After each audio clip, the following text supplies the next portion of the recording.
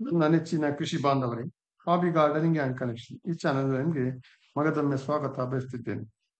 ಮಿತ್ರರೇ, ನಾನು ಇವತ್ತು ಕೋಳಿಗಳಲ್ಲಿ ಒಂದು ಪ್ರಮುಖವಾದ ತಳಿ ಅಂದ್ರೆ ಫೈಟರ್ ಕೋಳಿ ಅಂದ್ರೆ ಸೀಲ್ ನ ಬಗ್ಗೆ ಮಾಹಿತಿ ಒಳಗೊಂಡಂತಹ ವಿಡಿಯೋ ಮಾಡ್ತಿದ್ದು, ಇಲ್ಲಿ ನಾನು ಪ್ರಮುಖವಾಗಿ ಕೋಳಿಗಳನ್ನು ಬ್ರೀಡ್ ಮಾಡುವ ರೀತಿ, ಈ ತಳಿಗಳ ಬೆಲೆ, ಪ್ರಾಮುಖ್ಯತೆ, ಗಳಿಸಬಹುದಾದಂತಹ ಆರ್ಥಿಕ ಲಾಭ, ಕೋಳಿಗಳಿಗೆ ಬೇಕಾದಂತಹ ಆಹಾರ, ನೀರು, ಹವಾಗುಣ, ಬರಬಹುದಾದಂತಹ ರೋಗಗಳು ಇತ್ಯಾದಿ ವಿಷಯಗಳ ಬಗ್ಗೆ ಮಾಹಿತಿ ನೀಡಲಿದ್ದು, ವಿಷಯ ಆರಂಭಿಸಬೇಕಿಂತ ಮೊದಲು ಕೃಷಿ ಪ್ರಿಯರಾದ ತಾವೆಲ್ಲರೂ ಕೃಷಿ ಆಧಾರಿತ ಚಾನೆಲ್ ಅನ್ನು ಸಪೋರ್ಟ್ ಮಾಡಲು ನಮ್ಮ ಈ ಚಾನೆಲ್ ಅನ್ನು ಸಬ್ಸ್ಕ್ರೈಬ್, ಲೈಕ್, ಶೇರ್ ಮಾಡಿ ನಮ್ಮೊಂದಿಗೆ ಸಹಕರಿಸುವರೆ ಕೇಳಿಕೊಳ್ತಿದ್ದೇನೆ.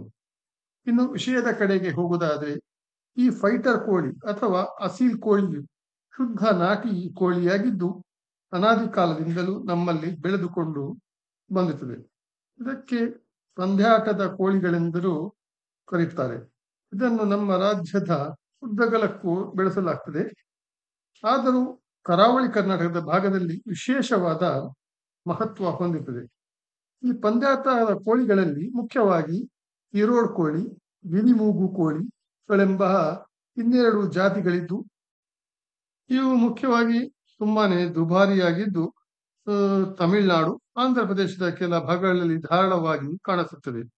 ಈ ಕೋಳಿಗಳಿಗೆ ಅದರ ಬಣ್ಣದ ಆಧಾರದಲ್ಲಿ ಕೆಲ ಹೆಸರುಗಳಿದ್ದು, ಉದಾಹರಣೆಗೆ ಹೇಳ್ಬೇಕಂದ್ರೆ, ಕಪ್ಪು ಬಣ್ಣದಲ್ಲಿ ಸ್ವಲ್ಪ ಬಿಳಿ ಬಣ್ಣ ಬಂದರೆ ಅದಕ್ಕೆ ಮೈಪೆ ಎಂದು ಕರೆಯುತ್ತಾರೆ. ಹಾಗೆಯೇ ಕಪ್ಪು ಬಣ್ಣದಲ್ಲಿ ಸ್ವಲ್ಪ ಕೆಂಪು ಬಣ್ಣ ಬಂದರೆ ಉರಿಯೆ ಎಂದು ಕರೆಯುತ್ತಾರೆ. ಹಾಗೆಯೇ ಕೇವಲ ಕಪ್ಪು ಬಣ್ಣದಲ್ಲೇ ಬಂದ್ರೆ ಕಪ್ಪು ಮೈಪೆ ಎಂದು ಕರೆಯುತ್ತಾರೆ.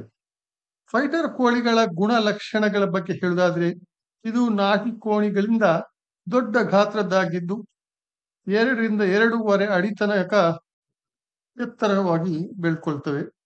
ಮತ್ತೆ ಸಾಧಾರಣ 4-5 kg ದೇಹ ಭಾರ ಹೊಂದಿರ್ತವೆ. ಕಾಲುಗಳು ತುಂಬಾನೇ ಉದ್ದವಿದ್ದು ಅದರ ಬಾಲವು ಬೆನ್ನಿನಿಂದ ಹಿಂದಕ್ಕೆ ಕೆಳಮುಖವಾಗಿ ಬಾಗಿಕೊಂಡು ನೆಲಕ್ಕೆ ತಾಗುವಂತೆ ಉದ್ದವಾಗಿರುತ್ತದೆ. ಇದರ ದೇಹ ಭಾರ, ಬಣ್ಣ, ಮೈಕಟ್ಟು, ಹಾರುವ ಸಾಮರ್ಥ್ಯ, ಅಗ್ರೆಸಿವ್ನೆಸ್ ಗಳಿಗೆ ಅನುಸಾರವಾಗಿ ಇವು ಸಾಧಾರಣ ಒಂದು 15,000ದಿಂದ 20,000 ತನಕದ ಮಾರಾಟವಾಗುತ್ತದೆ. 2-3 ಸಲ ಪಂದ್ಯಾಟ ಗೆದ್ದುಕೊಂಡ್ರೆ ಲಕ್ಷದಷ್ಟು ಬೆಲೆ ಬಾಳ್ತದೆ. ಇದನ್ನು ಬ್ರೀಡಿಂಗ್ ಮಾಡುವ ಬಗ್ಗೆ ಹೇಳಿದಾದ್ರೆ, 4 ಹೆಣ್ಣು ಕೋಳಿಗಳಿಗೆ ಒಂದು ಕೋಳಿಯಂತೆ ಬಿಟ್ಟು ಅಥವಾ ಪಂಜರದೊಳಗೆ ಹಾಕಿ ಬ್ರೀಡ್ ಮಾಡಬಹುದಾಗಿದೆ. ಒಂದು ಹೆಣ್ಣು ಕೋಳಿ ಸುಮಾರು 10 ರಿಂದ 12 ಮೊಟ್ಟೆ ಇರ್ತದೆ. ಮತ್ತೆ ಹೆಚ್ಚಿನ ಕೋಳಿಗಳು ತಾವೇ ಕಾವು ಕೊಟ್ಟು ಮರಿ ಮಾಡಿಕೊಳ್ತದೆ. ಇದು ಆಗದಿದ್ರೆ ಇನ್ಕ್ಯುಬೇಟರ್ ಸಹಾಯದಿಂದ ನಾವು ಮರಿ ಮಾಡಿಕೊಳ್ಬೇಕಾಗ್ತದೆ. ಮರಿಗಳಿಗೆ ಉತ್ತಮ ಮಟ್ಟದ ಆಹಾರ ನೀಡಿದಲ್ಲಿ ವೇಗವಾಗಿ ಬೆಳ್ಕೊಳ್ತವೆ.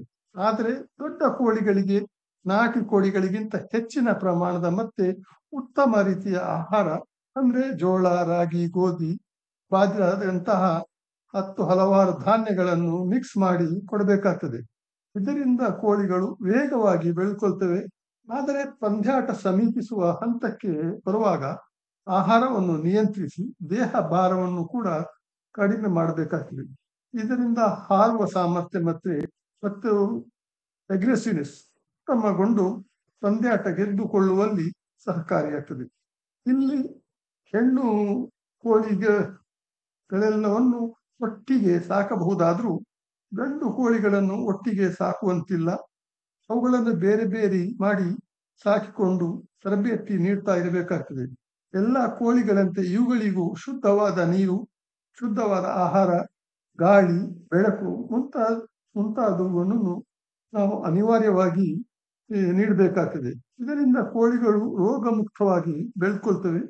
ಇದು ಫೈಟರ್ ಕೋಳಿಯ ಬಗ್ಗೆ ಸಂಕ್ಷಿಪ್ತವಾದಂತಹ ಮಾಹಿತಿಯಾಗಿದ್ದು, ನಿಮಗೆ ಇನ್ನೂ ಹೆಚ್ಚಿನ ಮಾಹಿತಿ ಬೇಕಾದಲ್ಲಿ ಅಥವಾ ಇದರಲ್ಲಿ ಯಾವುದೇ ಸಂದೇಹವಿದ್ದಲ್ಲಿ ಕಮೆಂಟ್ ಮಾಡಿ ಕೇಳಿದರೆ ನಿಮಗೆ ಸಮಗ್ರವಾದ ಮಾಹಿತಿಯನ್ನು ಖಂಡಿತವಾಗಿಯೂ ನೀಡಲಾಗುವುದು. ನಿಮ್ಮ ಅಮೂಲ್ಯವಾದ ಸಮಯ ಕೊಟ್ಟು ವಿಡಿಯೋ ಆಲಿಸಿದ್ದಕ್ಕೆ ತುಂಬಾನೇ ಧನ್ಯವಾದಗಳು. Thank you very much.